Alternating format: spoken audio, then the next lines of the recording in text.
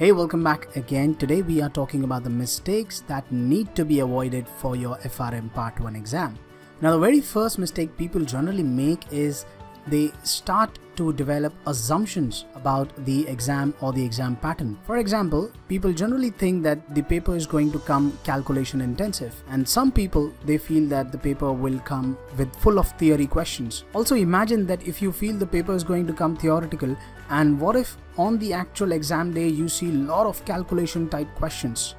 You'll be in trouble, right? Similarly, I can say for this as well. No one knows what the paper pattern will look like, whether it's going to be theoretical, whether it's going to be calculative. So don't focus on these things. No one really knows what GARP will ask. Okay, so don't believe someone that it's going to be theoretical, it's going to be calculative and so on. Okay, did anyone know whether CFA pass percentage will be 25%? So it's all unpredictable. Just concentrate on your own preparation, and that is something that I would suggest at this point in time. Okay, so stop making any assumptions.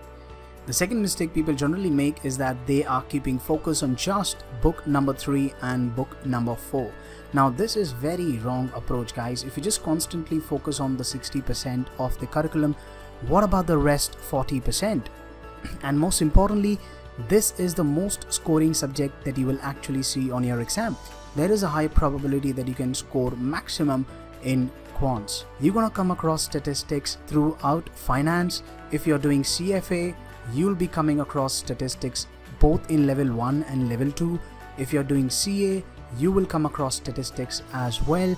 If you're doing MBA in finance, you will see statistics or quants as well. Okay, so it's very important that you don't ignore this, and at the same time this book teaches you as a risk manager, it teaches you a lot about the basics of the risk management.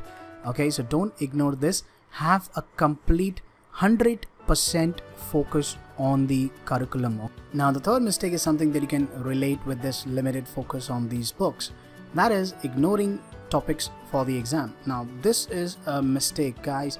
You don't have to divide the entire chapters as some chapters are important for the exam, some chapters are not important for the exam. Don't bifurcate the chapters. Don't divide the topics as important and not so important. You shouldn't have this kind of an important topic approach for the exam, because let's assume that you go to the exam with learning just the important chapters, and if those important topics or important chapters, if they do not show up on the exam, you will be in deep trouble. So to avoid that, it's very critical that you do not bifurcate as important and not so important, because no one, trust me, no one knows what is an important chapter and what is not. Okay, the other thing we have is already know it all.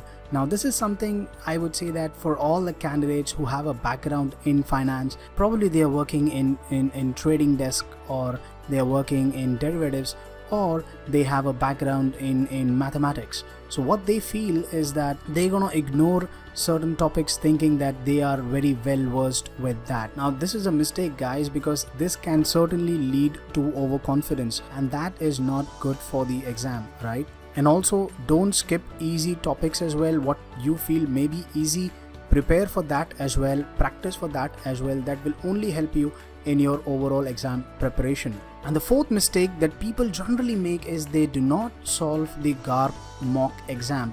Maybe some candidates are not even aware about it, but let me tell you, GARP releases their own mock paper just before a month or so their FRM Part 1 exam. Guys, this is a great resource that you get as a registered candidate for FRM Part 1.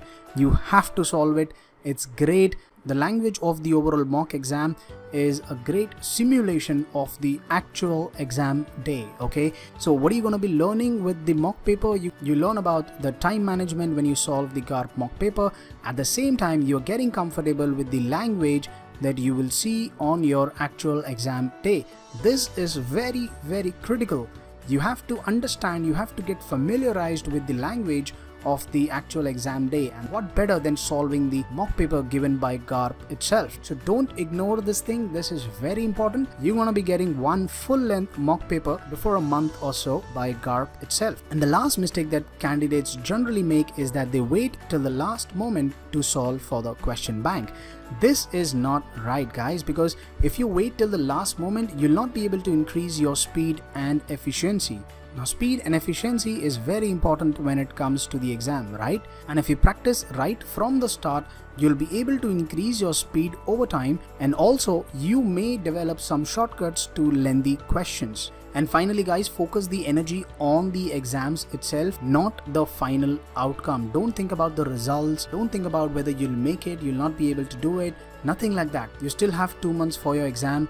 This can actually change the situation. You still have the opportunity to crack the FRM exam. Good luck for your exam, and with that being said, we'll meet in level 2.